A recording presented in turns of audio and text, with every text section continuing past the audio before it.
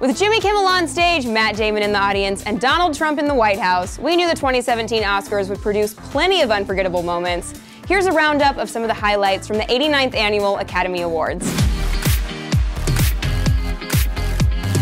Emotional acceptance speeches came from Viola Davis and Mahershala Ali, who won for Best Supporting Actress and Actor, and they put a lump in everyone's throats.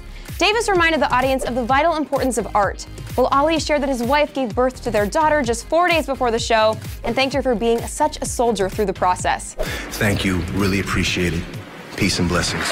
Then there was Meryl Streep's Standing O, which came after Kimmel called out the actress for an overrated career, borrowing the criticism that President Trump lobbed at Streep over Twitter after her political Golden Globe speech earlier this year. Meryl Streep has phoned it in for more than 50 films over the course of her lackluster career. Of course, Jimmy Kimmel couldn't miss an opportunity to also publicly rib on his old buddy, Matt Damon. After the two have been fake feuding for years, Kimmel announced that in the spirit of healing and coming together, "I'd like to bury the hatchet with someone. When I first met Matt, I was the fat one." Later on in the night, Kimmel pretended to join the orchestra to play Damon offstage while he was presenting the award for Best Original Screenplay. Wrap it up, we want to go home! Now, as Kimmel pointed out, you can't have an evening at the movies without a little candy. And to prove that point, he commanded an army of red vines and junior mints to be parachuted from the ceiling into the laps of the audience. Does that work other places? I guess not.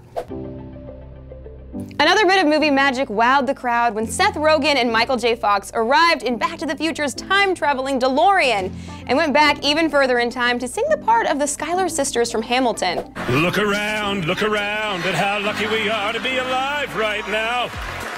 Other bizarre moments from the night included Kimmel bussing in an unsuspecting group of Hollywood tourists who didn't know one of their stops included the Oscars. The bit ended with Denzel Washington pretending to marry an engaged couple who were in awe to see their favorite actor sitting just a few feet away. I now pronounce you husband and wife.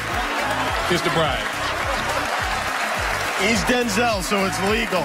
There were plenty of political speeches, perhaps most notably the one that was not given by the filmmaker of the Iranian film The Salesman, who boycotted the ceremony to protest President Donald Trump's travel ban. My absence is out of respect for the people of my country and those of other 6 nations whom have been disrespected by the inhumane law that bans entry of immigrants to the U.S. And finally, to cap off the night, we were treated to a royal Hollywood reunion when Faye Dunaway and Warren Beatty, aka Bonnie and Clyde, presented Best Picture to La La Land.